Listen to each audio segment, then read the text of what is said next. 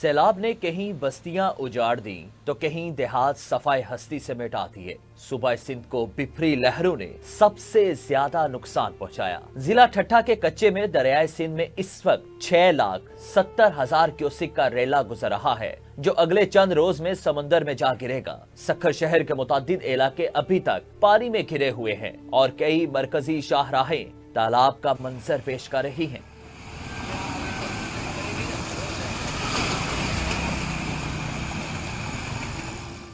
मंछर झील में पानी की सतह कम हो रही है, ताहम अभी तक 7 यूनियन काउंसिल्स के 500 से ज्यादा देहात जेरे आब हैं। सेवन जामशोरो रेलवे ट्रैक सैलाबी पानी में बह चुका है। लाड़काना के कब्रिस्तान में पिछले 10 रोज से पानी खड़ा है। सरकारी मुलाजिम मिली भगत से अपनी मर्जी के इलाकों से पानी निकाल रहे हैं।